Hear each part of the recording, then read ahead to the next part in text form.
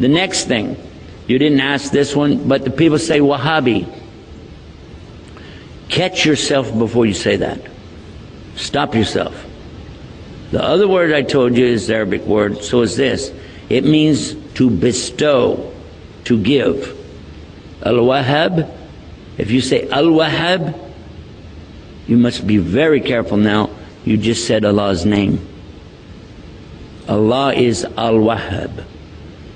He is the bestower, the ultimate bestower.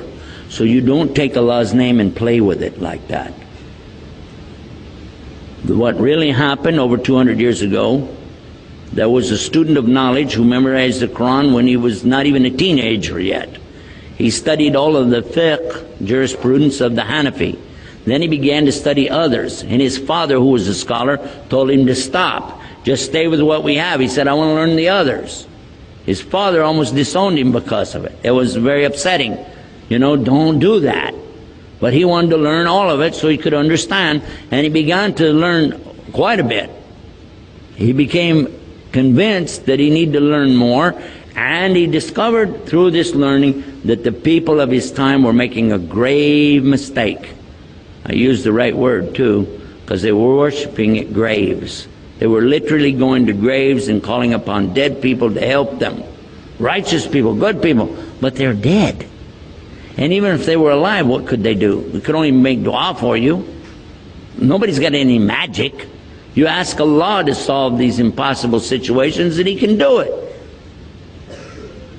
And that's what he was telling the people. And some of those who were making money or getting good position in the community out of these grave worshiping deals took exception to his group because they came in and kicked over all of these monuments on these graves. And of course they had no evidence to support what they did, so instead of dealing with the rationale of why don't you look at what you're doing is wrong, instead they labeled his followers as Wahhabi. Why? Because they couldn't call him by his real name. His name was Muhammad, and they would have had to say they're Mohammedans. And no Muslim would do that anyway. So they call him Wahhabi because his father was Abdul Wahhab. So he was Muhammad ibn Abdul Wahhab, and he wrote a book called Kitab al-Iman. The book, if you read it and take the cover off and you don't know who wrote it, you'll say this is a great book. It's very good about the belief in Allah is one and the teachings that come with it. It's kind of like a workbook. It just has a few verses or something and then tells you to go look up the rest of it. And it was given to some scholars who were attacking and saying, these Wahhabi people, so and so on. So what do you think about Kitab al-Iman? So it's a bad book, don't read it. It's okay. So they gave him the book without the cover on it. Didn't tell him. This is a scholar. I'm not going to tell you who. Big scholar. Current. He read it and he loved it. He said, this is the aqidah of a real Muslim, the belief system of a real Muslim. And when they said, well, here's the cover for the book, and he went, huh? And he said, astaghfirullah, I made a mistake. Big mistake. All of us need to understand that whenever somebody doesn't want to admit their mistake, it's a lot easier to point and say, he's a Wahhabi.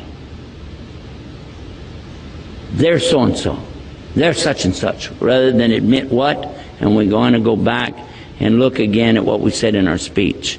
The king has no clothes.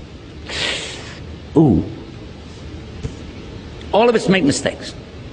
Just admit it. What is the big deal? Only Allah is free of mistakes.